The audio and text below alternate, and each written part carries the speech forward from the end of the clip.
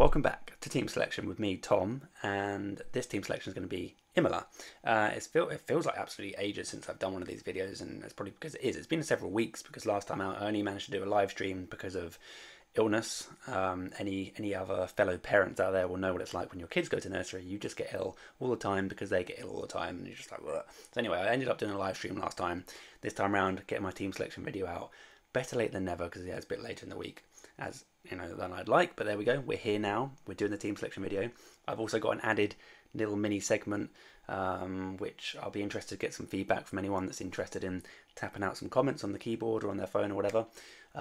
Just a little bit extra to spice things up and also have a little bit of a focus on a couple of different drivers. So we'll get to that in a little bit. First things first, I will have a look at my team in Miami. Did get hit by double DNF for the second time this season. Yay, not yay. So yeah, I'll have a look at my team Miami. We'll have a look at team selection for Imola. We'll talk about all the upgrades that are coming out, and we'll do the little extra segment that I've chucked in there just to see if it helps you guys in terms of viewing pleasure, basically. So we'll get to that in a bit. Let's have a look at what happened in Miami. This is what happened. 235 points. Pretty below average, I would say, especially as lots of teams are running Limitless, teams are running the Max Verstappen build. I took a bit of a leap of faith, and this is perhaps to my downfall, though sometimes it pays off, but sometimes, you know, as a fantasy manager, maybe I didn't quite follow the numbers enough, and I followed my gut a little bit more, but at the end of the day, it is a game, and I wanted to follow my gut maybe slightly more than my brain, and I went with Lando Norris in this build rather than just keeping it simple, as I've managed to avoid the Verstappen build for several weeks now, even though I can afford it. And I went with Lando Norris as my 2 times, and it's one of those where like I feel like actually the decision actually was pretty good. It's just very, very unfortunate with the DNF in the sprint, which was just completely, you know, not his fault.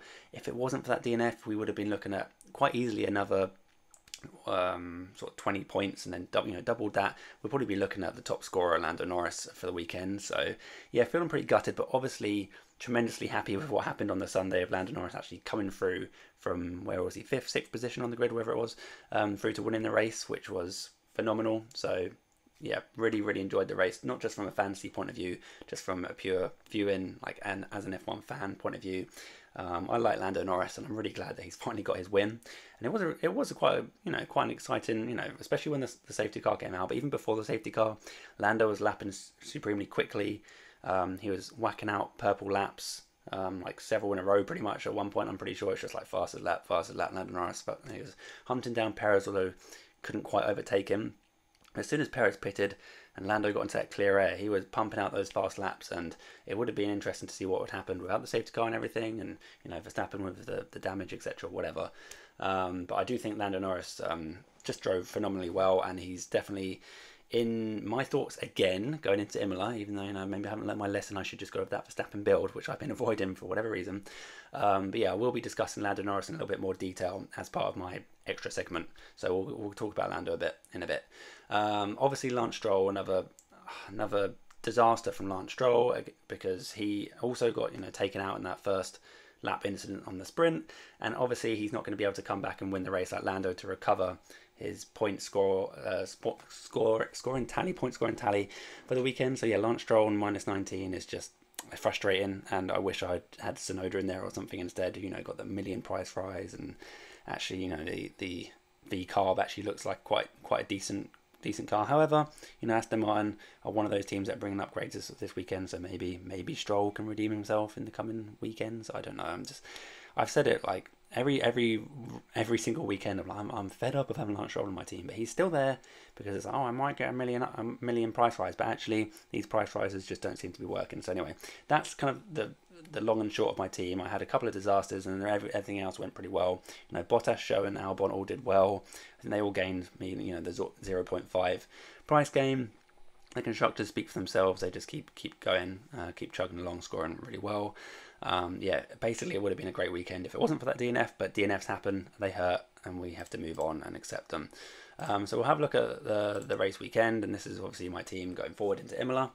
And now, where do we go from here? Because like I said, we've got all these upgrades coming, and we'll talk about the upgrades first, because we've got upgrades coming for Ferrari, which has been very, very well advertised, and lots of chit chat about them. Rumours of them gaining like 3 or even 4 tenths a lap, Whether that's quali or race pace or both, I'm not entirely sure. But regardless, that's a huge jump. We're talking like a huge upgrade here potentially. When we think about what happened in Miami, the Ferraris were like more or less on pace with like the McLarens and Red Bulls. I mean, maybe just slightly behind, but pretty much on pace, on par for the majority of the race. And now they're bringing in an upgrade. You know, they've had that. I don't know what it is, but they've had some running. I can't remember what it is. They're doing like the testing, the tire testing thing with the mud flaps or whatever. They did some running, and so they've already tried out some of the upgrades a little bit. So they probably know a little bit about them already on the actual track, I'd imagine. And I think, you know, with FP1, 2 and 3, you know, scrapping the sprint weekend for Imola this time around, so you got 3 practice sessions to tune up those upgrades. I'm quite excited and interested by the Ferraris this weekend, and to the point where if they look extremely good, then we could be talking about, you know, dropping Lando Norris and bringing in someone like a Leclerc or a Sainz, and then changing one of the budget drivers just to free up, you know, probably getting rid of Lance Stroll, to be honest. But that said, like I say, Aston Martin also bring upgrades. To be honest, I think pretty much everyone's bringing upgrades. I think apart from McLaren, although Piastri is also getting the extra 50% of his upgrade. Even like Verstappen's getting an upgrade. You know, Helmut Marko said Verstappen's getting an upgrade.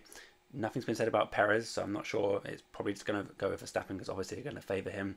So if it doesn't go on Perez this week, it'll probably be like the following race. So Verstappen's getting an upgrade, the Ferrari's getting an upgrade, Piastri's getting the next bit of his upgrade. The Mercedes are bringing an upgrade, the Aston Martins are bringing an upgrade. I've heard a rumour of Hazard's bringing an upgrade.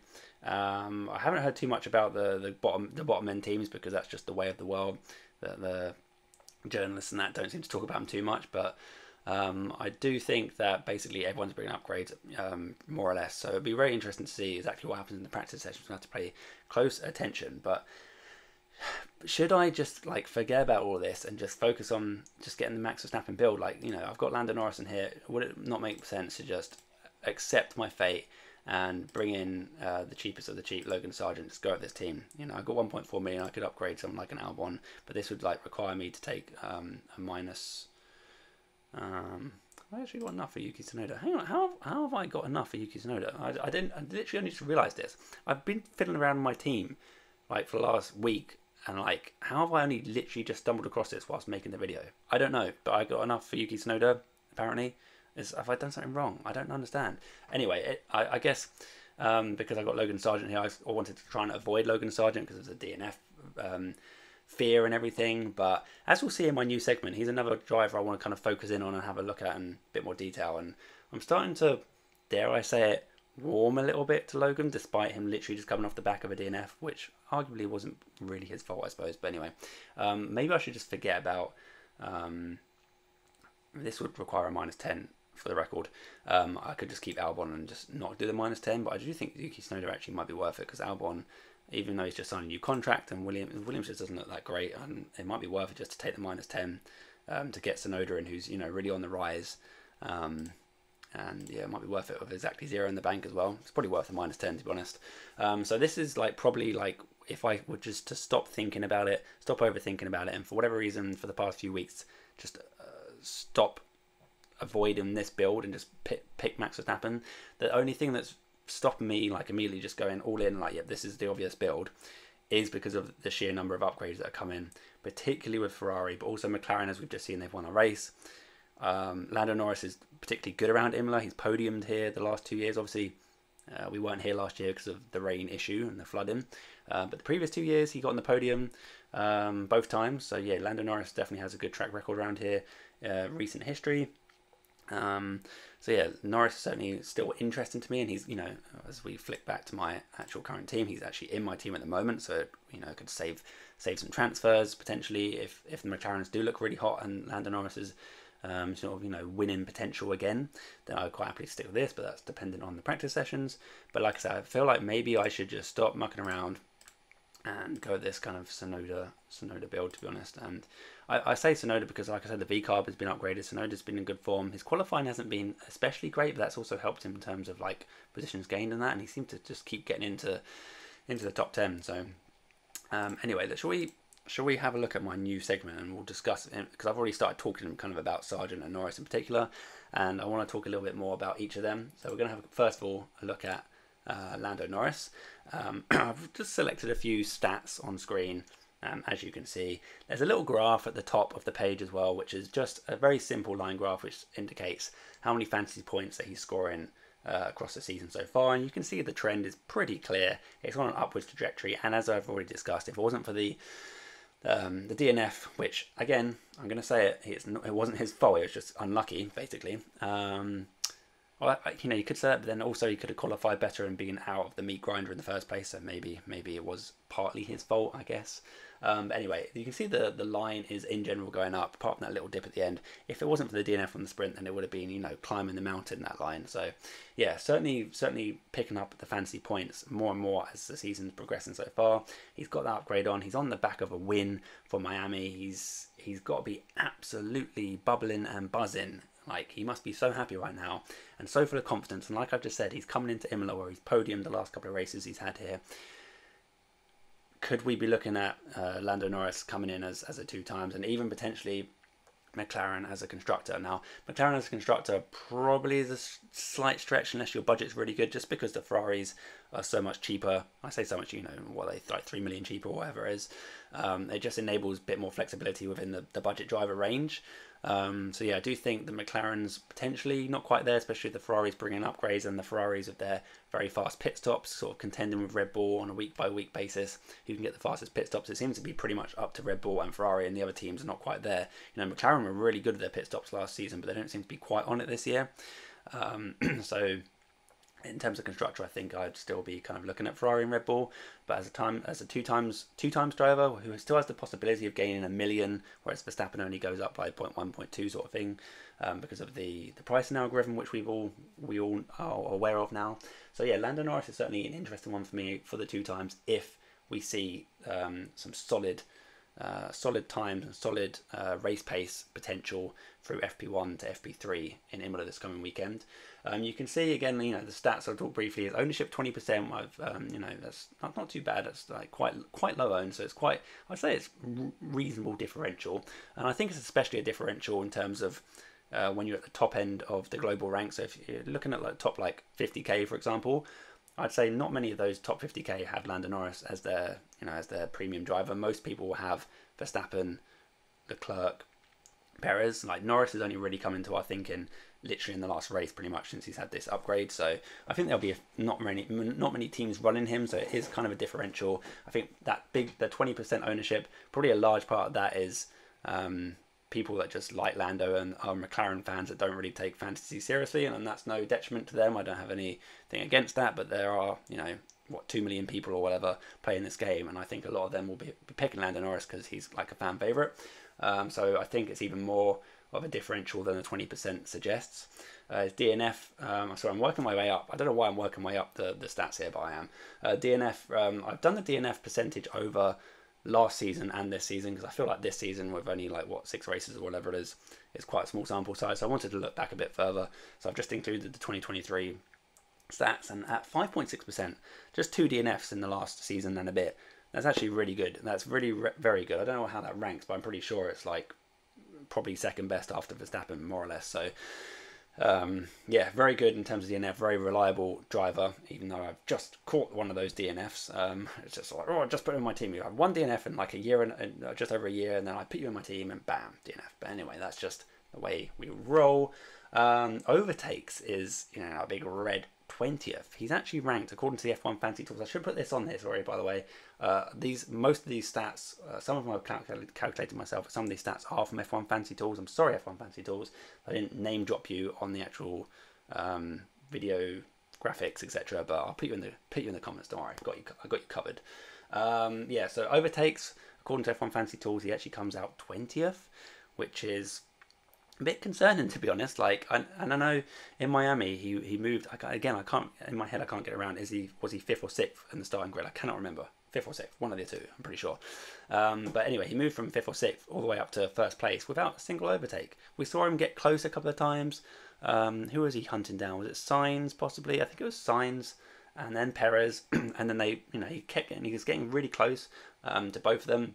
Particularly Perez, I think he was potentially going to be able to overtake him into turn 1, and then Perez like peeled off and pitted, so we never got that overtake. So either way, Lando Norris 20th overtakes is not the most promising thing in the world. In fact, it's the worst on the grid for overtakes, literally the worst. So that, you know, that's a good avenue of scoring points if you're better at getting those overtakes. But when it comes to these guys at the front, like Verstappen, who we know is just, you know, he sits in first place and he just races off into the distance. Overtakes isn't the end of the world if he doesn't get any overtakes, because it generally means that you're starting near the front and you're kind of staying ahead. There's no one to overtake. That's not necessarily the case so much with Norris though, as he hasn't been at the front very much this season, so it's a bit of a concern with the lack of overtaking potential. And I know they've had a bit of a problem with their DRS strength. It's not a strength of theirs, their DRS. So yeah, certainly a slight cause of concern there. Ranked 20th in overtakes. Positions gained and lost also only ranked 16th, which is also not particularly good. But again, if you're starting near the front and you're not really going anywhere with overtakes, then you're probably not going to gain many positions either. You're just going to sat there. You pick up your 10 points, whatever it is, for your position, final race position. That's kind of all you're scoring in fantasy. It's a shame because positions gained and overtakes are quite a good scoring point in fantasy. So a couple of points which are a little bit to Norris's detriment, but maybe we can see that improve with these upgrades that are now in place for Miami.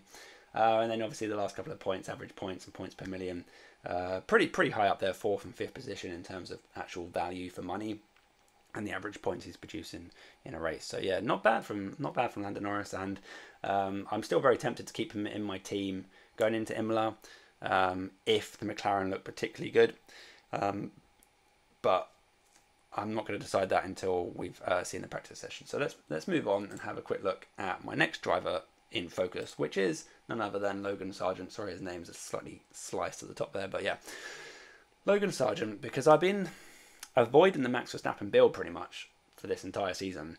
I could have afforded it at least 3 or 4 races ago, I think, and I just haven't gone for it.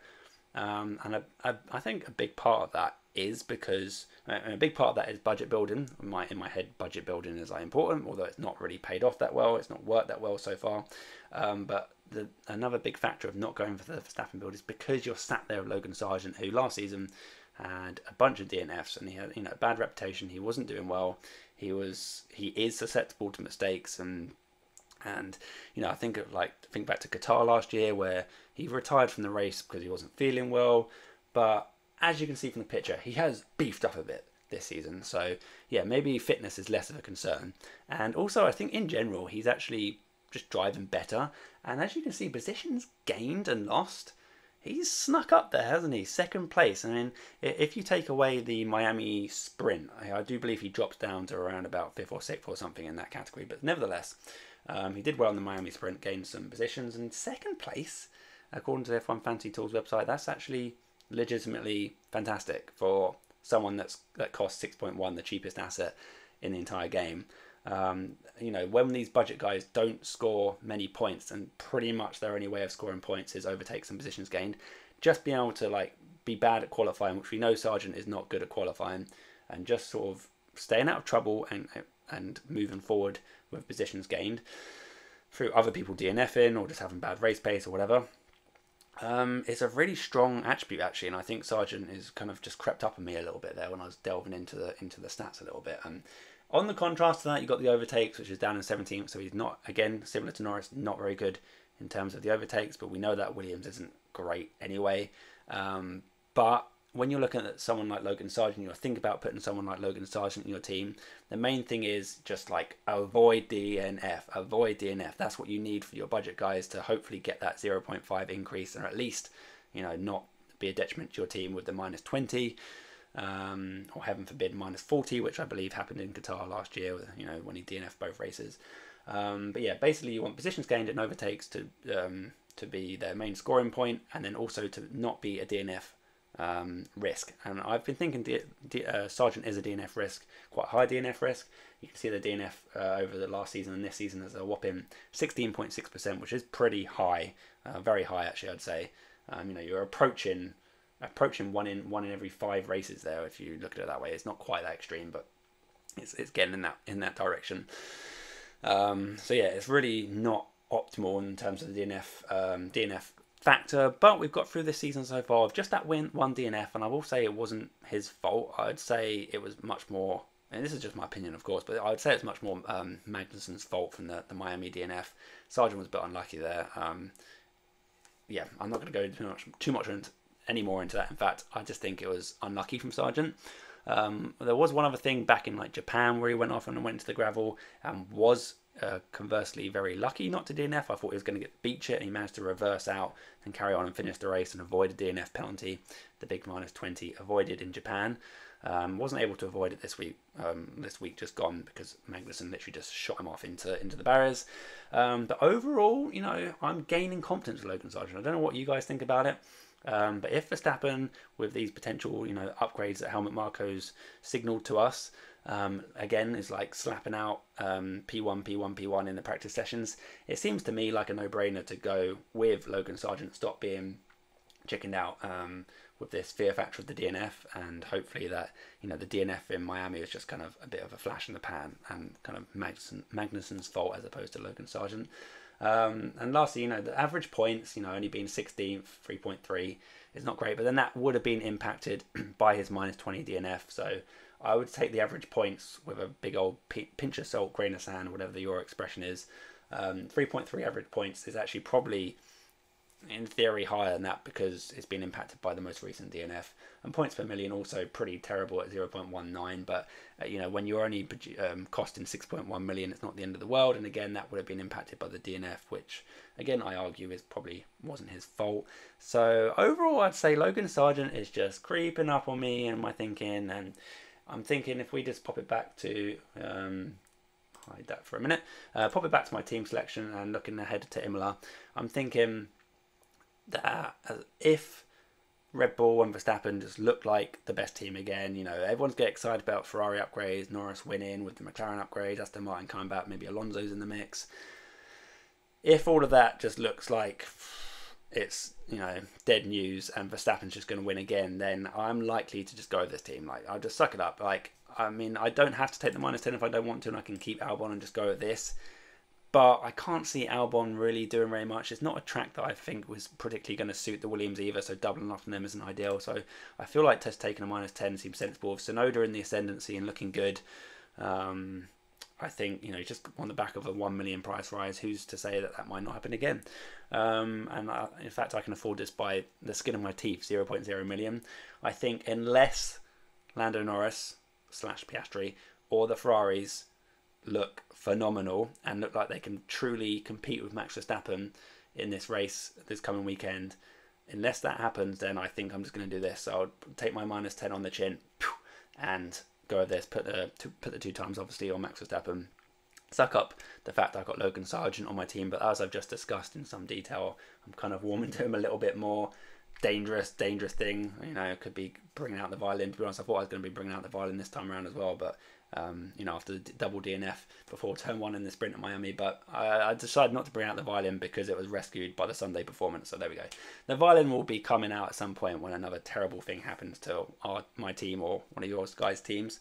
So this is kind of where I'm thinking at the moment. If you're in the similar sort of budget to me, I think what am I, 110 or something roughly million. I think if you're in the same position as me, you know, you're stuck there with, if you took a punt on like Lando Norris, or you're still stuck on the Perez build and you're umming and ahhing about whether to go with Verstappen or stick with this budget building thing. I just don't feel like the budget building thing is particularly working.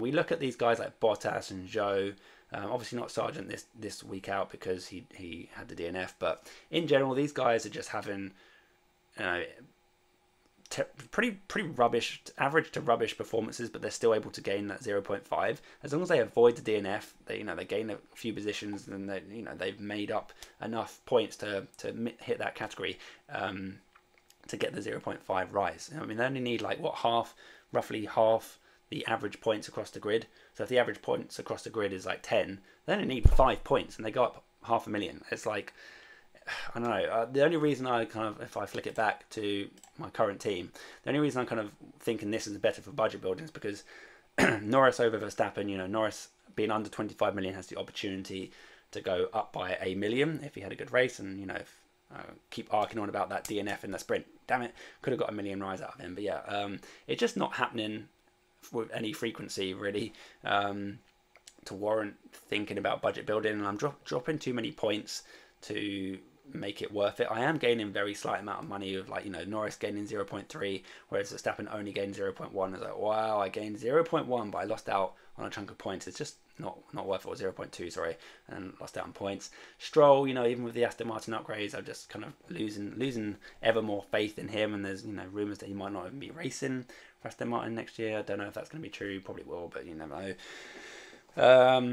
So yeah, I think if I was going to stick with this team, I would probably also think about dropping Lance Stroll for Tsunoda, just because Tsunoda just seems to be, like I say, on the up and up, and he's kind of almost like the new Lance Stroll in that kind of budget building potential. You know, he's already gone up $1 million from Miami, and that also frees up 3.9 million. So I could look at cleaning up one of these Saubers or the Williams. I mean, to be honest, I'm kind of tempted to get rid of Alex Albon, because I know he's just signed a new contract, should be high on confidence, blah, blah, blah.